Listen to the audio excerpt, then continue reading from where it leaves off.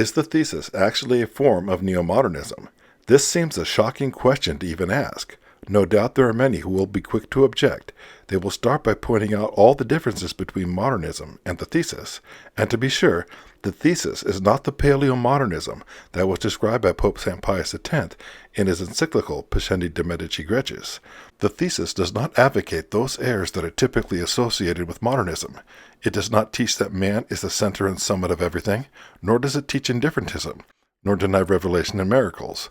So in what sense could the thesis be similar to modernism? Those who promote the thesis are considered to be staunch anti-modernists. Consequently, when they hear it said that the thesis employs modernist techniques, they might be inclined to dismiss such criticism as stemming from a misunderstanding of modernism.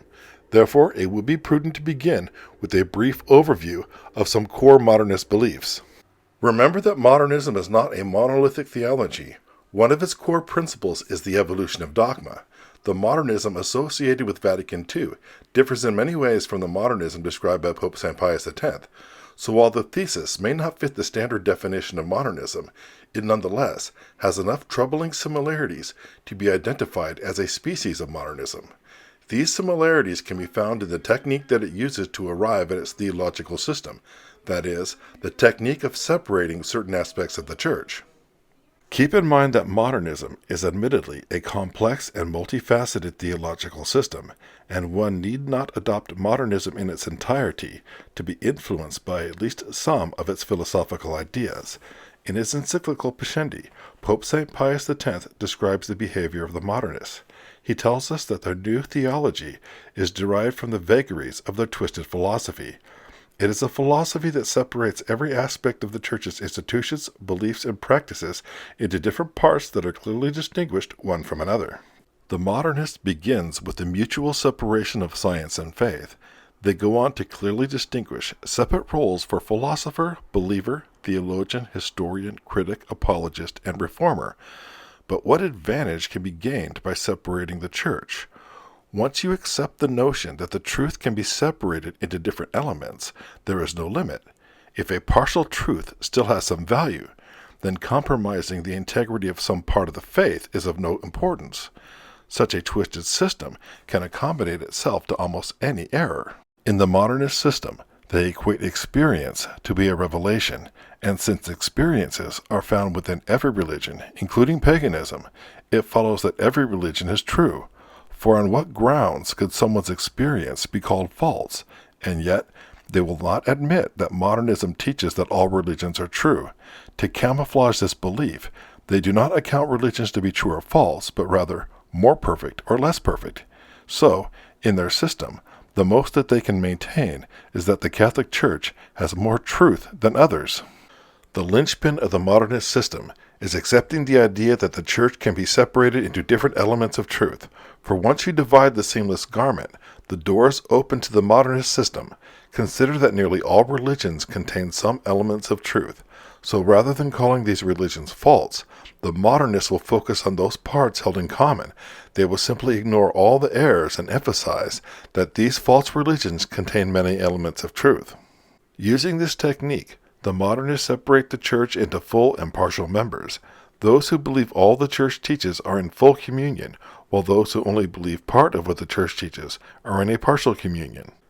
They maintain that Catholics are joined in many ways to all the baptized, even if they do not profess the Catholic faith in its entirety. They separate the one Catholic faith into different elements of truth. Once they have separated the Church from the truth, they put forward the absurd idea that there are many elements of sanctification and truth that are found outside the visible confines of the Catholic Church. Unity of faith is an identifying mark of the Catholic Church. When we see those who wish to divide the Church, we should remember that the Church is the Immaculate Bride of Christ. The spotless bride cannot be only partially faithful to her spouse. A partial truth is an error.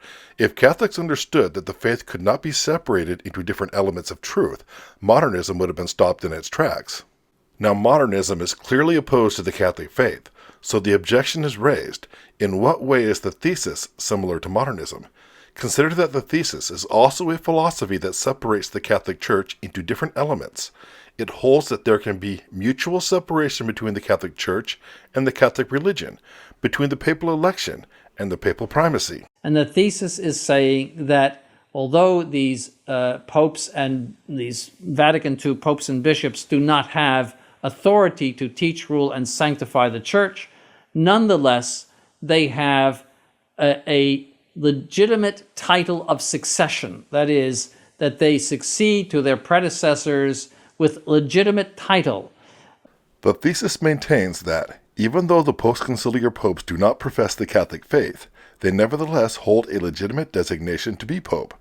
But to be pope, one must be a member of the Catholic Church. So how does the thesis attempt to reconcile this contradiction?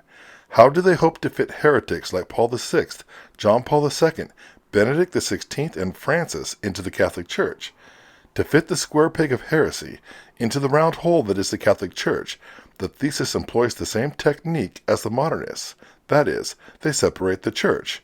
They hold that the post-conciliar popes are members of the Catholic Church, but not members of the Catholic religion.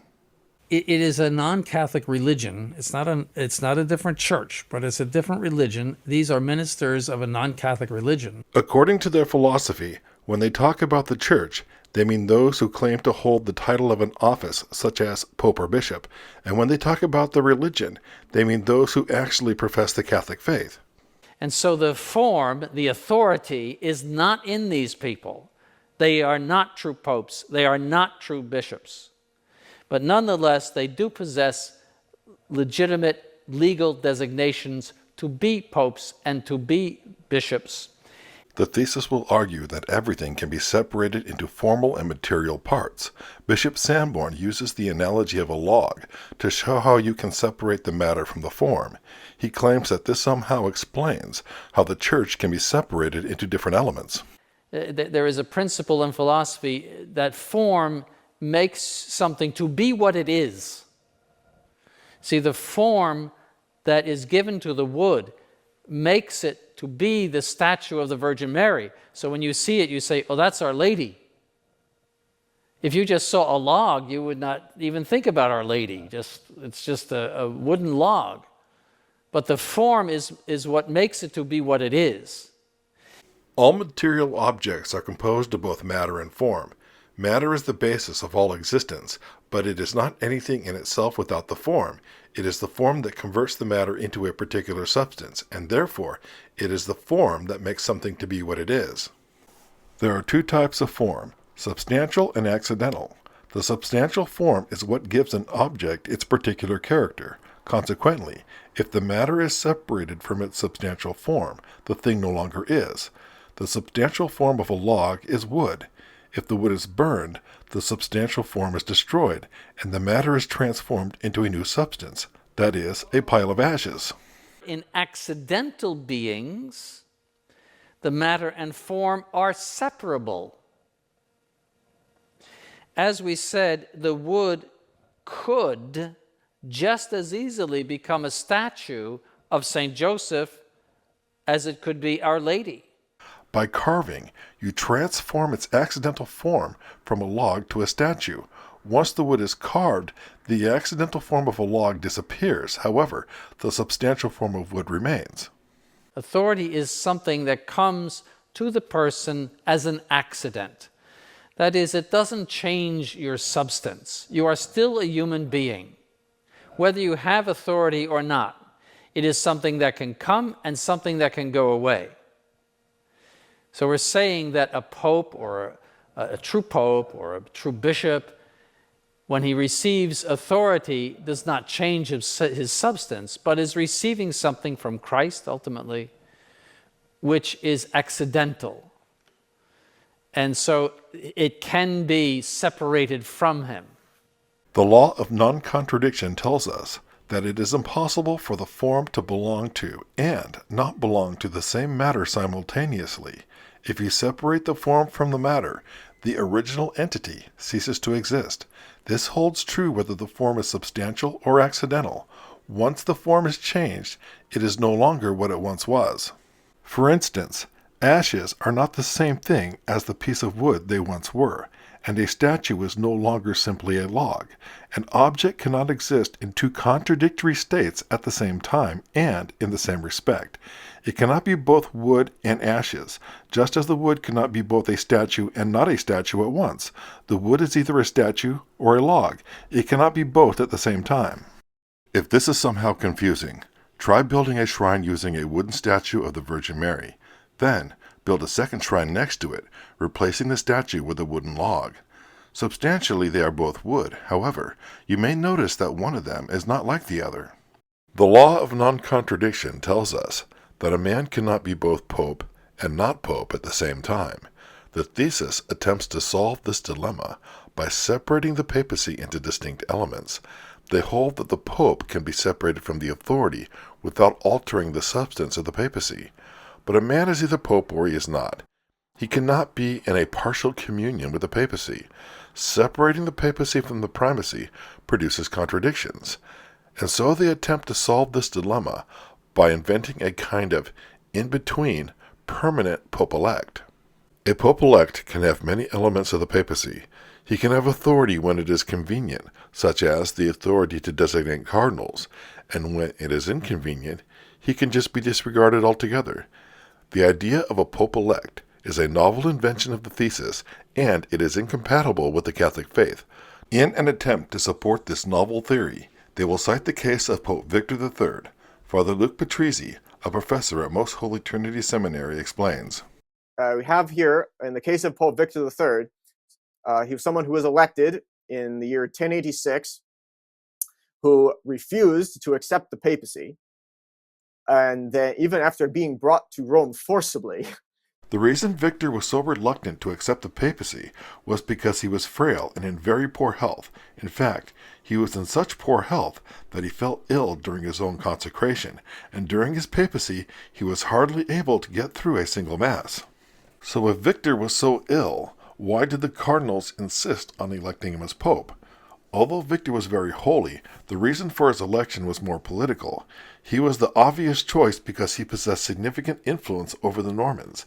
His diplomatic skills were crucial in forming an alliance between the papacy and the Normans, which provided needed protection against Henry IV's military campaigns in northern Italy.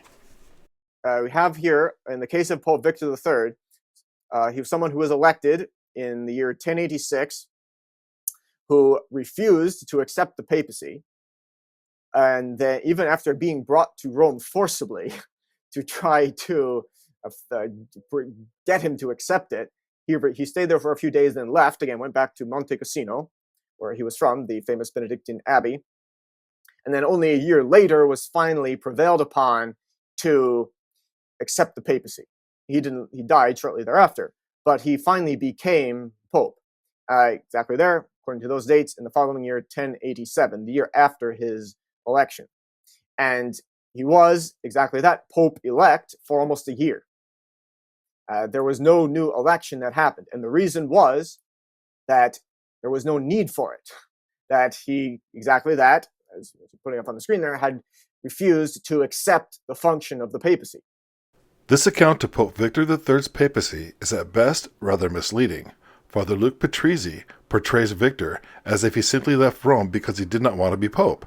However, this interpretation distorts the actual events. Pope Victor III did not leave Rome out of reluctance or personal choice. He was forced to flee.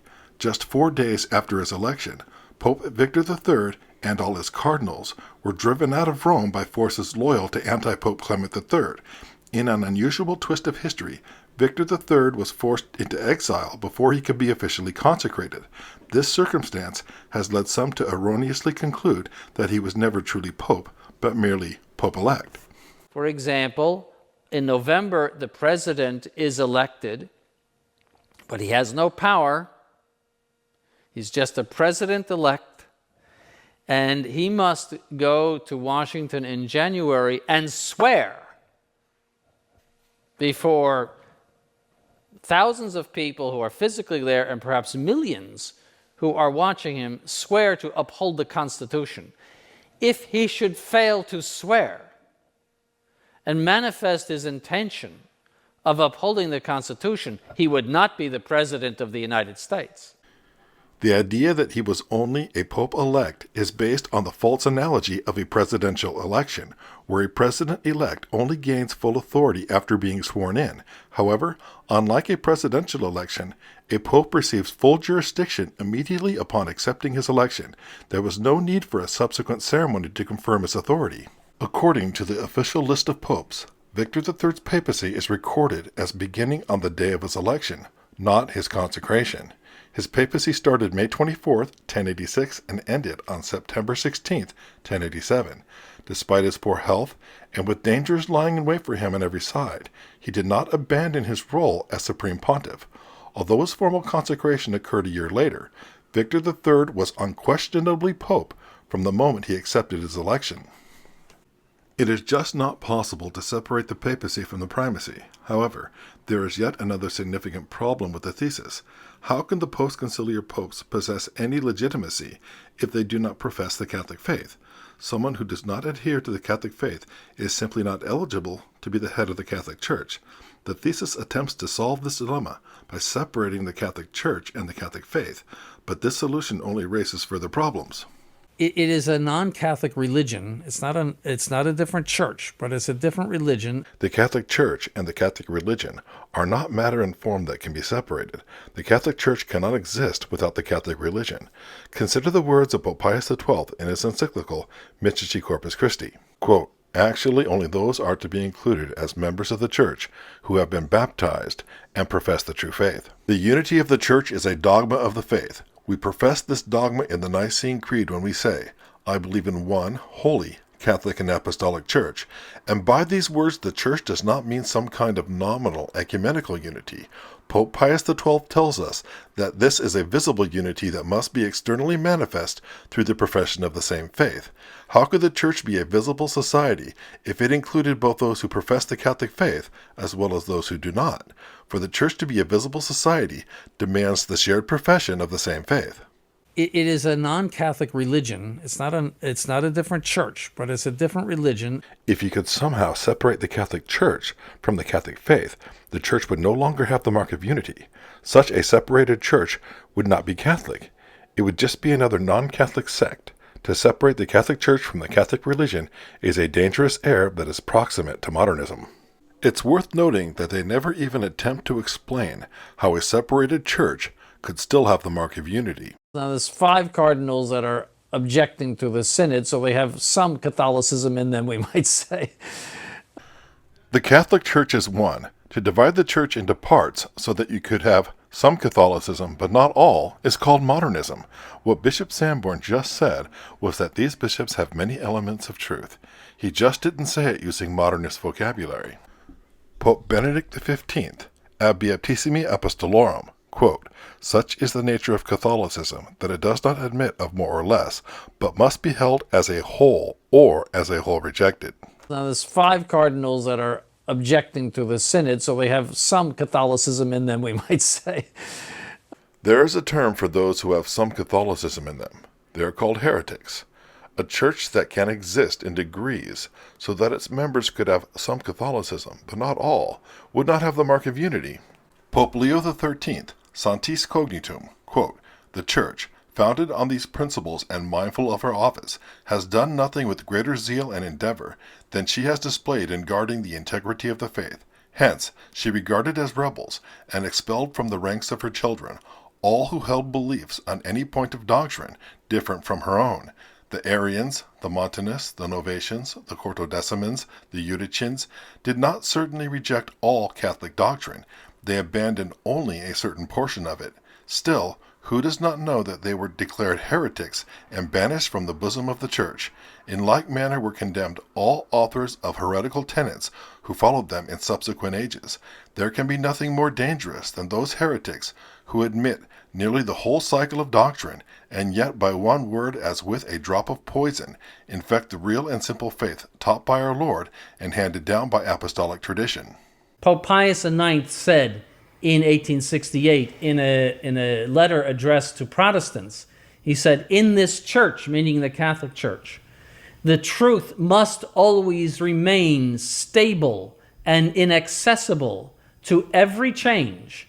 Pius IX tells us that in the Catholic Church, the truth must remain stable, but the Thesis, on the other hand, maintains that you can be a member of the Catholic Church without holding the truth of the Catholic religion.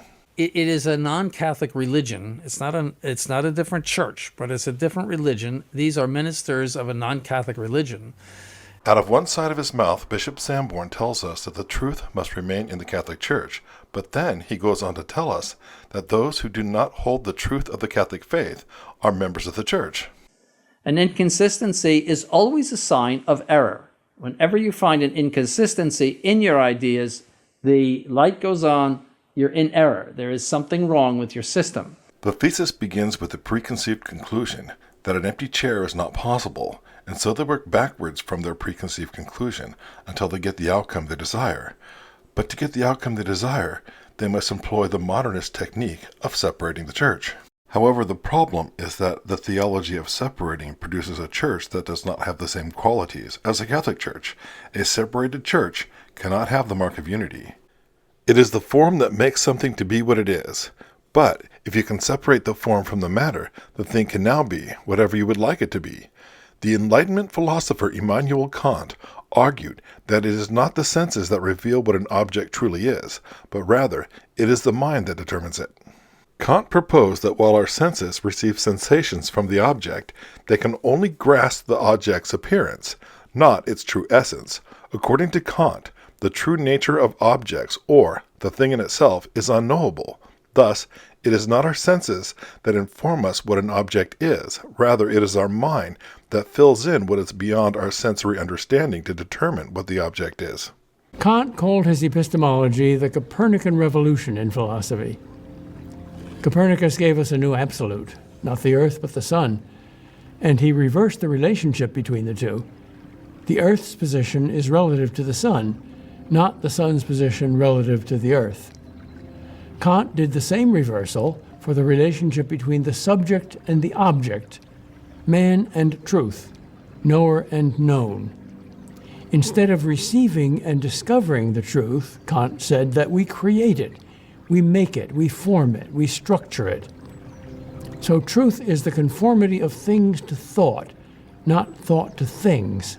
This approach marked a radical departure from prior philosophy, which generally held that our senses provide reliable information about objects as they truly are. But for Kant and the modernist philosophers influenced by his ideas, it is the mind that shapes the reality of objects. In modern philosophy, it is no longer the form that defines the matter, but rather it is the mind of the philosopher that assigns meaning to the object. When you see a philosopher separate form and matter, it is an indication that he intends to redefine that form to be something different than it inherently is. Some may imagine this to work something like seeing a table and calling it a giraffe, but in practice it is more subtle. What Kant called his Copernican revolution in philosophy isn't actually as outlandish as it might seem. He argued that we shape things to fit our thoughts, rather than adjusting our thoughts to match the things as they truly are. In essence, this is simply human nature, described in pseudo-philosophical terms. People often approach topics with preconceived beliefs. Instead of reasoning from the facts to establish whether their beliefs are true, they start from their preconceived conclusion and work backwards, shaping the facts to fit. In other words, the Copernican revolution is a technique we use to lie to ourselves. Even the most radical of modern philosophers relies on his senses to understand the world. That is, until he is faced with an uncomfortable reality. Only then does he question his senses. It is only when the philosopher has a pre-existing belief that does not conform with the sensory evidence that he will reinterpret the form to fit those beliefs. Ironically, even people who criticize Kant's philosophy often use this very approach to make the evidence fit their beliefs. For example, when we look at the Novus Ordo Church, our senses reveal a church that is lacking in the four marks of the Catholic Church. It is not one, it is not holy, it is not Catholic, and it is not apostolic. Our sensory observation tells us that it is a non-Catholic counterfeit church. But the thesis begins from a pre-existing experience that tells them that the Novus Ordo Church must be the Catholic Church, otherwise the church has failed. Thus, despite the absence of the four marks, the thesis separates the church to fit its preconceived conclusion. It concludes that the Novus Ordo Church is still the Catholic Church, just not the Catholic religion. it is a non-Catholic religion. It's not a different church, but it's a different religion. These are ministers of a non-Catholic religion. And while the thesis does not separate every aspect of the Catholic Church to the same extent as does the Novus Ordo, the principle is the same. If you can divide the Church from the religion, if you can divide the papacy from the primacy, if you can divide the office from the authority, then there is nothing to prevent using the same technique on every single dogma of the Catholic faith. The thesis claims that the post-conciliar popes do not hold the office of the papacy, but yet they still have the authority to appoint cardinals. Evidently, the post-conciliar popes possess many elements of the papacy, even though they lack full communion with the office. So, how do they determine what authority a pope-elect does or does not have? They answer necessity. Their reasoning is derived from an internal belief or feeling that seat vacantism is not possible. It arises from a sentiment that tells them that the Catholic Church must always have cardinals. Modernists refer to this inner impulse as vital immanence. So according to the thesis, even though they lack the fullness of the papacy, they still exercise some powers associated with the office. Where is that written? This is a novel interpretation of the papacy that is derived from philosophy, but it is not a philosophy that St. Thomas Aquinas would recognize. If one were to apply the philosophy of the thesis to the entire faith, there would be no aspect of the Catholic religion that could not be compromised. How do you fit the square peg of Vatican II into the round hole of the Catholic Church? You cannot. That is, not unless you do violence to what it means to be Catholic. The thesis wears the mask of a traditional Catholic, and yet it is actually a more insidious form of modernism. For once you separate everything into form and matter, and hold that the matter can be the thing without the form, there is no limit. There is no dogma that cannot be twisted. There is no teaching that cannot be separated. If one were to apply this line of reasoning that is proposed by the thesis in everyday life, it is difficult to see how one could approach any other topic with a rational thought. Catholic Crusader Films is solely responsible for the content of this video.